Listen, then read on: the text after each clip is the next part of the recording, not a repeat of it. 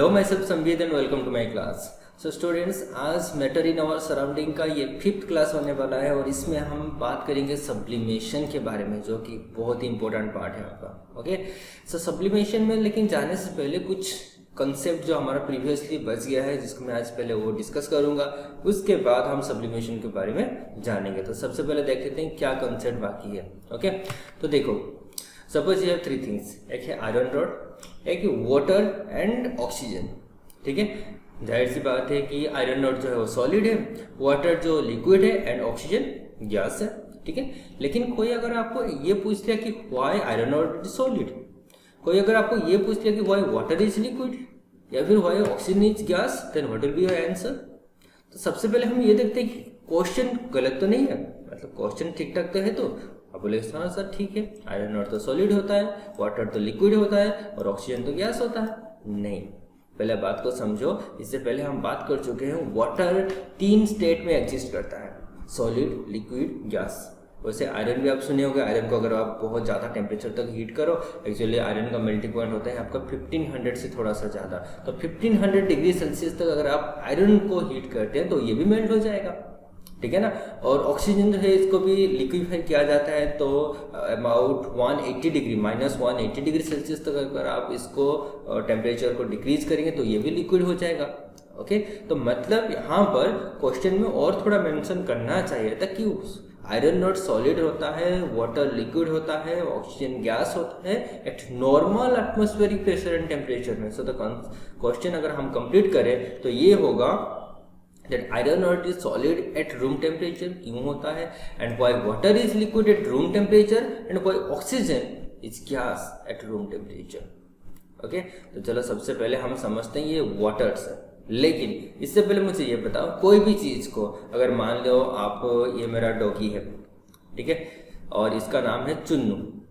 ठीक है, ये चुन्नू मैं बुलाता हूँ, लेकिन है तो डॉगी ना, तो इसको मैं डॉगी क्यों कहूंगा? Why it's said to be a dog? क्योंकि जितना भी कैरेक्टरिस्टिक बाकी दूसरों डॉगी में होता है इसके अंदर भी है, जैसे भौंकता है। सेकेंड है, इसका जो टेल है वो बैंड होता है, हर एक डॉगी का होता है। ठीक है, लेकिन अगर इसको मैं कंपेयर करूं ये डॉगी के साथ, तो देखो दोनों में बहुत ही ज्यादा डिफरेंस है ना। इसका आप देख सकते हो स्किन में बहुत ज्यादा हेयर है, जबकि इसका स्किन में हेयर नहीं है, लेकिन फिर भी दोनों एक ही कैटेगरी का है। हम ये नहीं कह सकते कि हाँ ये डॉगी है ये नहीं है, दोनों उसके अंदर से भी और भी ज़्यादा डिफ्रेंशिएट हो सकता है, लेकिन both come under the category of doggy. Likewise हमको ऐसा एक लेना होगा इन तीनों को, मतलब कोई भी सॉलिड को या फिर लिक्विड को अगर हम उसको डिफाइन करें तो ऐसा एक कैरेक्टरिस्टिक लेना होगा जो कि जनरली सारा लिक्विड को वो कवर अप करता हो। जैसे ऑल द डॉगीज बार्क्स, हाँ ये थोड़ा ज्यादा भौंकता होगा, भाव भू भू करके, लेकिन ये जो है क्या कैसे भी हो। Okay, so we need to express the solid, liquid and gas in such a term. एक ऐसा कैरेक्टरिस्टिक में आपको लेना होगा जो कि सारा सॉलिड के लिए वो कैरेक्टरिस्टिक फिक्स होता होगा, जैसे सारा लिक्विड के लिए वो कैरेक्टरिस्टिक फिक्स होता होगा और सारा गैस के लिए भी वो कैरेक्टरिस्टिक सेम होता होगा। फॉर एग्जांपल मैं आपको समझा रहा हूँ, देखो सॉलिड, लिक्विड और गैस को जो इनका डिफरेंट कैरेक्टरिस्टिक होता है वो लगभग 11 to 12 कैरेक्टरिस्टिक में ऑलरेडी आई थिंक वो पार्ट 2 था, जिसमें मैं ऑलरेडी मैं डिस्कस कर चुका हूँ। अगर आप वो नहीं देखे तो सबसे पहले डिस्क्रिप्शन में जाके वो वाला वीडियो आप देख लीजिए। ओके, सो सॉलिड, लिक्विड और गैस का बीच में अबाउट 11 to 12 प्रॉपर्टीज में डिस्कस किया था, लेकिन हमको एक ऐसा कैरेक्टरिस्टिक उसमें से लेना होगा जो कि सॉलिड, लिक्विड और गैस तीनों के लिए उसका जो टाइप्स होगा डिफरेंट होगा। फॉर एग्जांपल देखो, मैं अगर ऐसे बताऊं कि फ्लूइडिटी, ठीक है ना, सॉलिड का फ्लूइडिटी प्रॉपर्टी नहीं होता, जबकि लिक्विड का होता है और गैस का भी होता है। तो यहाँ पर सॉलिड तो डिफरेंशिएट है हो गया, लेकिन फ्लूइड प्रॉपर्टी लेने से लिक्विड और गैस के बीच में डिफरेंशिएशन नहीं हो पाएगा।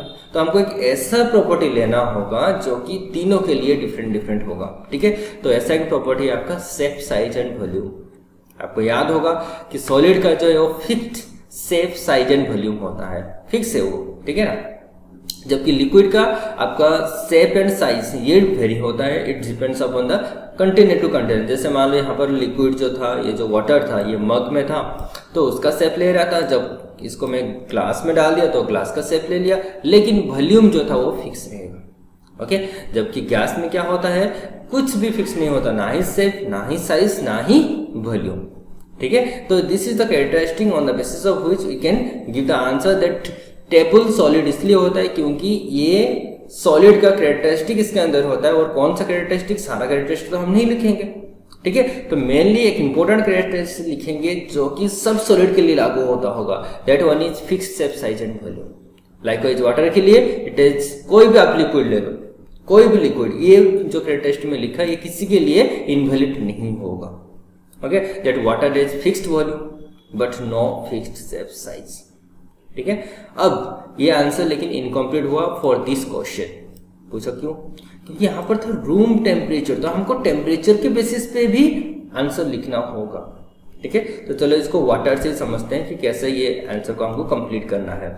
मान लो वाटर 3 स्टेट में रहता है, सॉलिड, लिक्विड, गैस में लिखे, ये आइस है, वाटर है एंड ये वेपर है।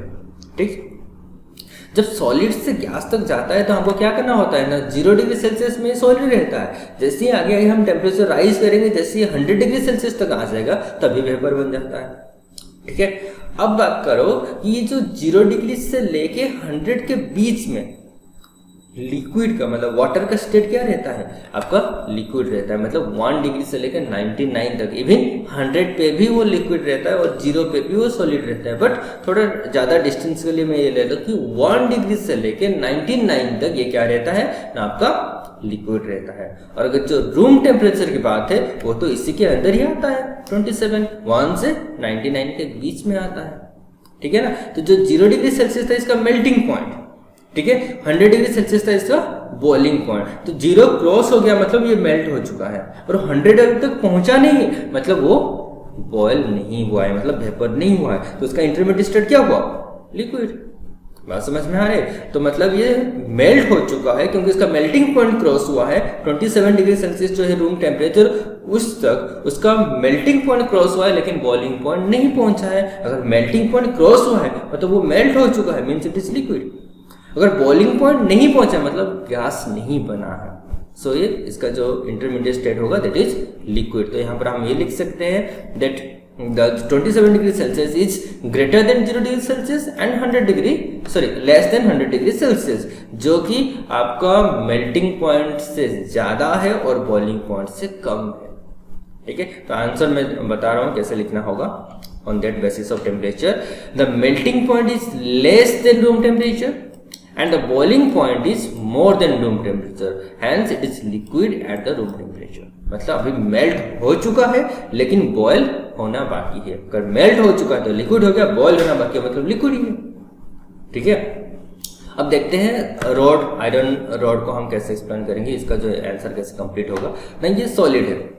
ठीक है, जब इसका टेम्परेचर हम राइज करेंगे और ये पहुंच जाएगा अबाउट 1530 डिग्री सेल्सियस, तब ये मेल्ट हो जाता है।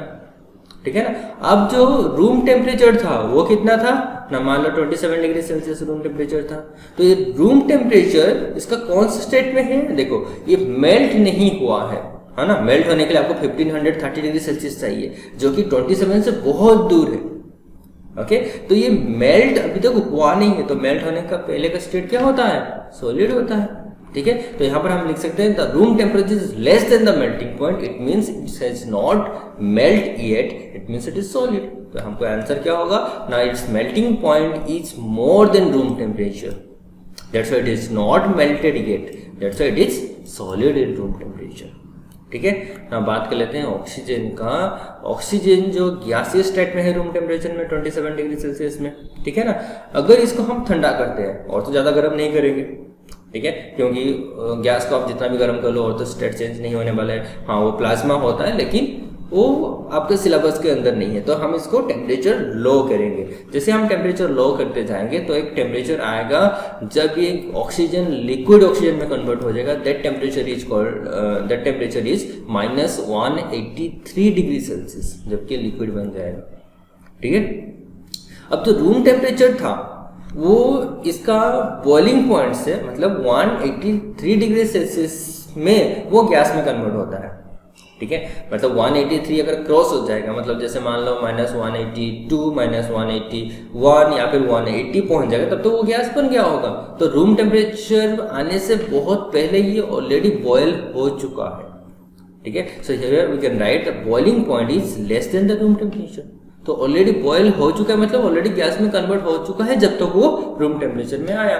So here we write the boiling point is less than room temperature, so it has already boiled, means already converted into gas before reaching to the room temperature, that's why it is gas at room temperature। तो बहुत ही important है, इस type का question आपको मिलेगा ही मिलेगा, ठीक है, ज़्यादातर आता है।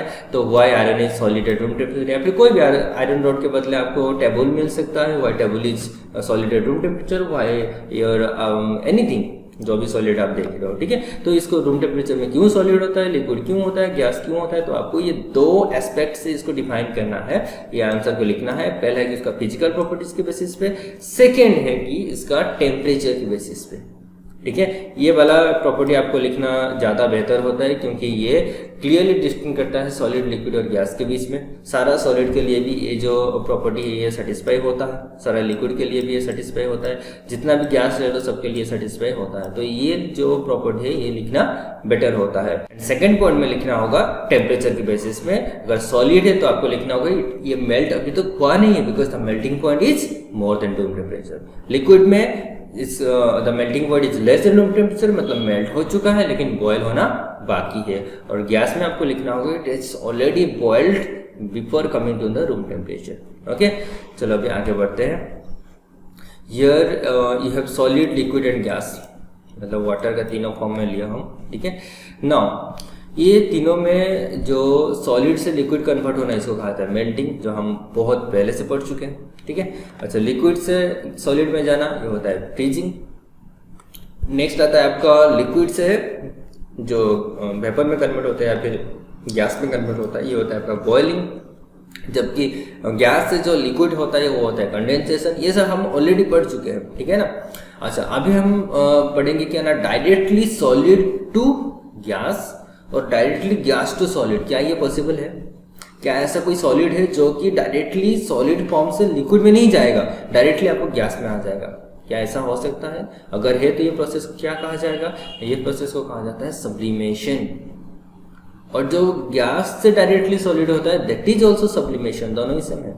कुछ कुछ बुक में आपको ये मिल जाएगा डी सब्लिमेशन करके लिखा होता है, लेकिन कुछ कुछ में सब्लिमेशन लिखा होता है, लेकिन ज़्यादातर सब्लिमेशन लिखा होता है इसलिए मैं बोल दिया सब्लिमेशन। कुछ कुछ मैं देखा जिसमें लिखा था डी सब्लिमेशन। तो डी सब्लिमेशन जो होता है सब्लिमेशन सेम होगा, बस आपको ये ध्यान रखना है अगर वो डायरेक्टली सॉलिड टू गैस होता है या फिर डायरेक्टली गैस टू सॉलिड। बीच में जो इंटरमीडिएट स्टेट होता है लिक्विड वो नहीं आएगा, ठीक है। तो आप बोलेंगे सर क्या आइस भी ऐसा हो सकता है, डायरेक्ट सॉलिड टू गैस? होता है, ओके, मैं बताऊंगा आगे। लेकिन ice is not the exact example of sublimate substance. देखो जो भी ये सब्लिमेशन होता है उनको कहते हैं सब्लिमेट सब्सटेंस। तो यहाँ पर हम पढ़ेंगे change of state from solid to gas, okay. और ये सबके साथ नहीं होगा, ओनली सब्लिमेट सब्सटेंस के साथ ही होगा। मतलब जो सब्सटेंस डायरेक्टली उसको हीट करने से सॉलिड से एकदम से गैस बन जाएगा उसको कहा जाता है सब्लिमेट सब्सटेंस।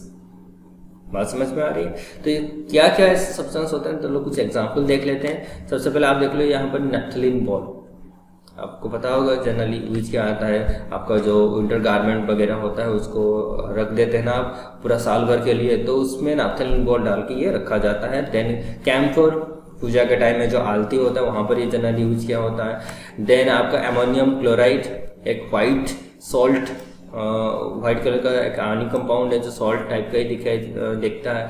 देन आपका एक होता है एंथ्रेसिन, ठीक है, ऑर्गेनिक कंपाउंड एक होता है। देन आपका बेंजोइक एसिड, देन और एक होता है आयोडीन। देखो ये जितना भी एग्जांपल बताएं ये सब जब इसको आप हीट करोगे तो ये डायरेक्टली सॉलिड से गैस में कन्वर्ट होता है, बीच में इंटरमीडिएट लिक्विड स्टेट नहीं आता। और उसका रिवर्स भी होता है, मतलब अगर आप उसको ठंडा करोगे तो डायरेक्टली गैस से सॉलिड में आ जाएगा, बीच में लिक्विड नहीं आएगा, ठीक है। सो इस टाइप का सब्सटेंस को कहा जाता है आपका सब्लिमेट सब्सटेंस। तो इसमें से एक एग्जांपल मैं लेता हूँ, मान लो एमोनियम क्लोराइड, इसको देखते हैं हीट करके ये कैसा चेंजेस आता है। मान लो suppose you have taken some amount of ammonium chloride in a test tube and you are heating the test tube with the flame, then कुछ टाइम के बाद आप देखना धीरे धीरे इसका वॉल्यूम जो वो कम होगा एंड ये आके यहाँ पर देखो, ये cooler part of the test tube जहाँ पर ठंडा होगा वहाँ पर धीरे धीरे डिपोजिट होने लगेगा। ठीक है, अगर आप स्ट्रॉन्गली हीट करो तो कुछ टाइम के बाद टेस्ट ट्यूब पूरा खाली हो जाएगा, इस जितना भी अमोनियम क्लोराइड था पूरा का पूरा वेपर हो गया, पूरा का पूरा मतलब सब्लिमेट हो जाता है, पूरा का पूरा आपका सॉलिड से गैस में कन्वर्ट होता है, बीच में लिक्विड स्टेट आपको नहीं देखने के लिए मिलेगा। ओके, अगर मैं तीनों स्टेट को कंपैरिजन करूं, देखो सबसे पहले क्या था ना, ये अमोनियम क्लोराइड आप लिए थे टेस्ट ट्यूब में, जैसे आप धीरे धीरे टेम्परेचर राइज किया तो इसका वॉल्यूम कम होता गया, लेकिन लिक्विड में नहीं आएगा। ठीक है, अच्छा उसके बाद जैसे ही और ज़्यादा टेम्परेचर देंगे तो पूरा टेस्ट ट्यूब खाली हो जाएगा, लेकिन कुछ भी नहीं बचेगा, बट फिर भी लिक्विड में वो नहीं आएगा ना। सेम चीज़ आपके बुक में एनसीईआरटी में कुछ इस टाइप का एक्टिविटी के साथ बताया गया है। ठीक है, चलो मैं बता देता हूँ एक्टिविटी क्या है। So here it is a iron stand और आपके ऊपर यहाँ पर चाइना डिश में यहाँ पर जो है ये लिया गया आपका अमोनियम क्लोराइड। ठीक है, ये वाला है अमोनियम क्लोराइड NH4Cl। ओके, तो ये रहा आपका अमोनियम क्लोराइड चाइना डिश में लिया गया है एंड इन्वर्टेड फॉनेल, मतलब फॉनेल को उल्टा करके रख दिया गया है।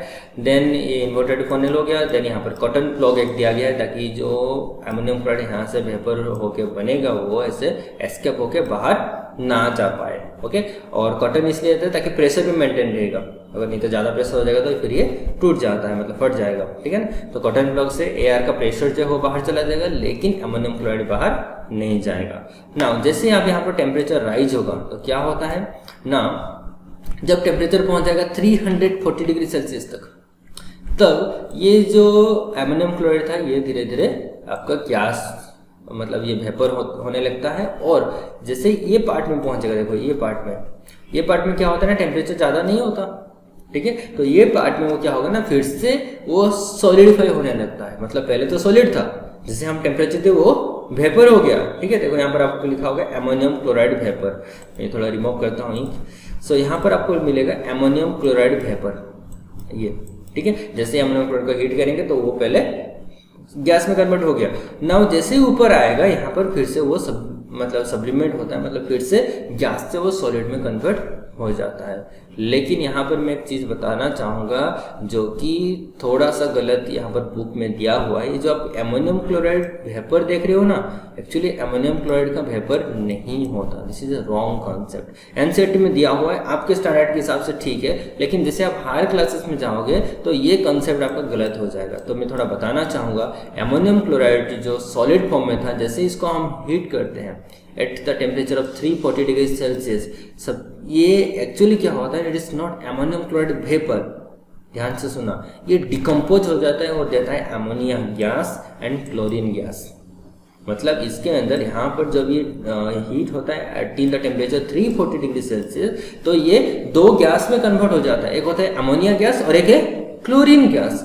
लेकिन जैसे ही ठंडा होकर फिर ऊपर उठता है, यहाँ पर फिर से सॉलिड बन जाता है अमोनियम क्लोराइड। मतलब यहाँ पर आप देख सकते हो जो एरो मार्क है, जनरली रिएक्शन में आपका सिंगल एरो रहता है। ठीक है, और ये डबल हेडेड एरो का मतलब होता है रिवर्सिबल।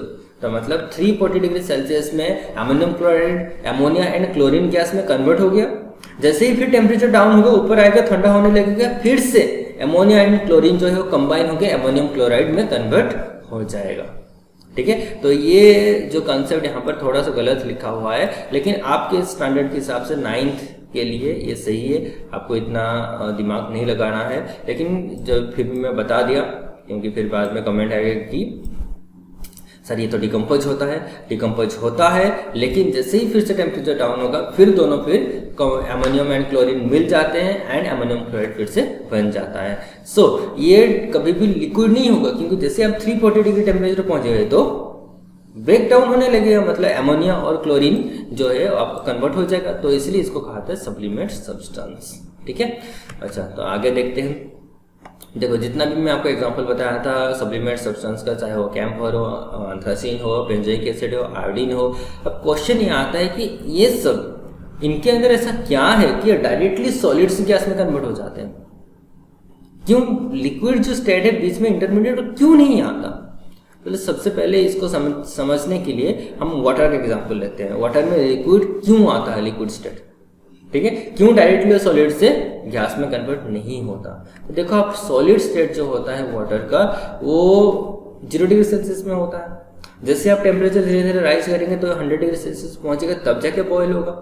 ठीक है, मतलब ये 0 डिग्री से लेके 100 डिग्री सेल्सियस इतना के बीच में ये लिक्विड रहता है। मतलब there is a gap between the melting point and boiling point, है ना। देखो स्टेट चेंज कब होगा? जब उसका मेल्टिंग पॉइंट होगा तो लिक्विड हुआ, जब बॉइलिंग पॉइंट हुआ तो गैस हो गया। ठीक है, अगर मान लो कभी ऐसा होता है कि जब जिस टेम्परेचर में वो मेल्ट होता है उसी टेम्परेचर में वो बॉयल हो जाएगा, तो क्या होगा? मतलब जिस टेम्परेचर में उसको मेल्ट होना चाहिए उसी टेम्परेचर में उसका बॉइलिंग पॉइंट आ जाएगा या फिर उससे पहले आ जाएगा, तो क्या होगा? मान लो ऐसा कुछ होता है, मतलब 0 डिग्री सेल्सियस उसका मेल्टिंग पॉइंट था और 0 डिग्री सेल्सियस ही उसका बॉइलिंग पॉइंट हो गया, तो आपको बीच में जो इंटरमीडिएट लिक्विड स्टेट था वो आपको देखने के लिए नहीं मिलेगा, डायरेक्टली गैस में कन्वर्ट हो जाएगा। ठीक है, ये बस मैं वाटर के केस में आपको समझने के लिए बताया। तो वही होता है, जितना भी सप्लीमेंट सब्सटेंस हम देखते हैं उनका मेल्टिंग पॉइंट जब आता है वही उसका बॉइलिंग पॉइंट हो जाता है। So there is no gap between the melting point and the boiling point. जब गैप रहेगा, जैसे वाटर के केस में होता है आपका 0 से लेके 100, तो 100 डिग्री सेल्सियस का गैप रहता है, इसलिए आपको लिक्विड स्टेट एग्जिस्ट करता है। लेकिन अगर ये सब जो चीज़ है, जो सब्लिमेंट सब्सटेंस है, यहाँ पर क्या होता है ना, सॉलिड जब उसका मेल्टिंग पॉइंट बॉइलिंग पॉइंट में कुछ गैप नहीं होता, इसलिए जब मेल्ट होगा तभी वो बॉयल होने लगता है। तो that's why it is directly converted from the solid to gas. So आपको लिखना होगा that is because the sublimate solids on heating start to vaporise at और below the melting point. Melting point जब आता है तब या फिर उससे पहले ही वो वेपराइज होने लगते हैं। दैट्स व्हाई इनका आपका लिक्विड स्टेट जो है वो एग्जिस्ट नहीं करता। नाउ अब देखो, इससे पहले हम बात कर चुके हैं कि चेंज ऑफ सॉलिड 2 तरीके से हो सकता है, by changing temperature and by changing pressure. तो अभी तक हम जितना भी कुछ पढ़ रहे थे वो था बाय चेंजिंग टेम्परेचर। ठीक है, हम टेम्परेचर ज़्यादा करके सॉलिड से लिक्विड कर लिए, लिक्विड से गैस कर लिए, टेम्परेचर देखो डायरेक्टली सॉलिड टू गैस भी हो गया, है ना, और इसका रिवर्स भी सब हो गया। लेकिन अब अभी हम देखेंगे कि प्रेशर को चेंज करके कैसे स्टेट चेंज होगा। ठीक है, so the effect of change of pressure. तो मान लो उसके लिए हम एक समझते हैं, यहाँ पर एक सिलेंडर है और सिलेंडर के अंदर एक पिस्टन है, मतलब जो कि पिस्टन यूज होता है, आपको ऐसे प्रेशर देंगे पिस्टन के ऊपर से। ठीक है, एंड इसके अंदर हम कुछ गैस मतलब गैस लिए हैं। ये जो पार्टिकल आपको दिख रहा है ये मान लो गैस का पार्टिकल्स है, and here it is the piston can be pressed, मतलब नीचे जाएगा। जैसे ही गैस का ये नीचे जाएगा, मतलब हम प्रेशर देंगे तो ये पिस्टन नीचे जाएगा, एंड गैस का पार्टिकल जो है उसमें क्या चेंजेस होगा, चलो देखते हैं। देखो जैसे आप ये अपनी आपके हैंड से यहाँ पर प्रेशर दोगे तो क्या होगा, ये मैं एक्चुअली में हैंड से प्रेशर देके आप कोई भी गैस को उसका स्टेट चेंज नहीं कर सकते, बस रियलाइजेशन के लिए मैं बता रहा हूँ कि हम यहाँ से प्रेशर दे सकते हैं। तो जैसे आप प्रेशर दोगे तो क्या होगा, देखो पार्टिकल जो है वो अपनी पास आ गया। ठीक है, मतलब इंटर पार्टिकल स्पेस डिक्रीज हो गया। अब जैसे इंटर पार्टिकल स्पेस डिक्रीज हो जाते हैं, मतलब पार्टिकल पास आ जाते हैं, तो गैस जो था वो क्या बन जाता है ना, लिक्विड बन जाएगा। ठीक है, तो आप पूछोगे सर अगर क्या हम इसको और भी ज़्यादा प्रेशर देंगे, पार्टिकल और भी ज़्यादा पास आ जाएगा, तो क्या ये सॉलिड में कन्वर्ट हो जाएगा? जी हाँ, ऐसे ही होता है। अगर हम इसको ज़्यादा प्रेशर देंगे तो पार्टिकल और भी पास आ जाएगा, सो इंटरपार्टिकुलर स्पेस जो है वो बहुत ही कम हो जाएगा। Now it will converted to solid. Okay, तो अगर मैं स्टार्टिंग और एंडिंग का मैं कंपैरिजन करूं, देखो यहाँ पर गैस था, ये हो गया आपका सॉलिड, ये गैस से सॉलिड में कन्वर्ट हो गया बाय अप्लाइंग प्रेशर। तो यहाँ पर मैं लिख सकता हूँ by applying pressure the particles of the gases that come close to each other to first get liquefied then solidified. पहले लिक्विड होगा देन आपका सॉलिड बन जाता है ना। क्वेश्चन ये आता है कि क्या प्रेशर ना देंगे और कुछ तरीके से इसको हम कर सकते हैं, मतलब गैस से सॉलिड? ऑब्वियसली थोड़ा देर पहले हम पढ़ के आए क्या ना, टेम्परेचर चेंज करके, है ना। 2 तरीका होता है ना आपका, प्रेशर को चेंज करके और टेम्परेचर चेंज करके। टेम्परेचर के बारे में पूरा डिटेल में हम ऑलरेडी पढ़ चुके हैं। अब हम पढ़ेंगे प्रेशर कैसे चेंज करके ना। प्रेशर अगर हम ज़्यादा करेंगे तो धीरे धीरे वो गैस जो था वो लिक्विड बनेगा, लिक्विड जो था वो सॉलिड बनने लगेगा। ठीक है, नाउ जनरली क्या होता है ना, ये टेम्परेचर और प्रेशर दोनों ही यूज होता है आपका स्टेट चेंज के लिए। जब मान लो कोई गैस को आपको लिक्विफाई करना हो, देखो most of the cases both the increase in pressure and decreasing temperature are use to liquefy gas. Generally जब गैस को लिक्विफाई करना होता है तो टेम्परेचर भी डिक्रीज किया जाता है एंड प्रेशर को इंक्रीज किया जाता है। जब दोनों एक साथ किया जाएगा तो ये कन्वर्शन थोड़ा इजीली हो जाता है। Okay, so it is important to note that pressure change से भी हो सकेगा, लेकिन जनरली जो प्रैक्टिकली ये किया जाता है तो lowering temperature and increasing pressure दोनों ही अप्लाई किया जाता है liquefy any gas. Okay, now मान लो मैं एक गैस यहाँ पर लेता हूँ कार्बन डाइऑक्साइड, ठीक है, और कार्बन डाइऑक्साइड को मैं फिलअप कर लिया, सेम पिस्टन है, इसके अंदर मैं ले लिया कार्बन डाइऑक्साइड गैस। अब कार्बन डाइऑक्साइड गैस को अगर मैं प्रेशर हाई प्रेशर अप्लाई करूंगा तो क्या होगा, देखो अगर हाई प्रेशर अप्लाई करूंगा तो देखो मैं बार बार बता रहा हूँ, ये जो हैंड पिस्टन ये सब मैं आपको समझाने के लिए बता रहा हूँ। एग्जैक्टली हैंड से आप कंप्रेस करके कार्बन डाइऑक्साइड को उसका स्टेट चेंज नहीं कर सकते, ठीक है, क्योंकि बहुत ही हाई प्रेशर होता है जो कि आप फिजिकली प्रोवाइड नहीं कर सकते। हो सकता है मशीनरी यूज करके आप कर सकते हो टेम्परेचर लो करके, लेकिन पॉसिबल तो है but not with the help of your hand. Iron man नहीं हो। Okay, so now carbon dioxide को अगर आप कंप्रेस करते हो तो ये क्या हो जाएगा ना, सॉलिड में कन्वर्ट हो जाएगा, जिसको कहते हैं ड्राई आइस। पूरा सॉलिड में, बीच में लिक्विड नहीं आएगा, ठीक है। तो ये ड्राई आइस इसलिए कहा जाता है क्योंकि आइस अब जैसे होता है ना वाटर का आइस, ये एग्जैक्टली वैसे ही होता है, मतलब बहुत ही ठंडा होता है, लेकिन उसको जब आप हाथ के ऊपर रखते हो वहाँ से वाटर जो है वो मेल्ट होकर आपका हाथ गीला हो जाता है, लेकिन यहाँ पर वैसा नहीं होगा, यहाँ से ओनली फ्यूम्स निकलेगा, वाइट फ्यूम्स। ओके, लेकिन गलती से भी ड्राई आइस को हाथ पे मत रखना क्योंकि ये बहुत ही ड्राई होता है। सो ये क्या होगा ना, आपके स्किन के साथ चिपक जाएगा, ठीक है, to absorb the heat from your skin, तो ये कुछ ऐसा हो जाएगा। तो गलती से भी ड्राई आइस को मतलब हाथ में मत पकड़ना, ठीक है।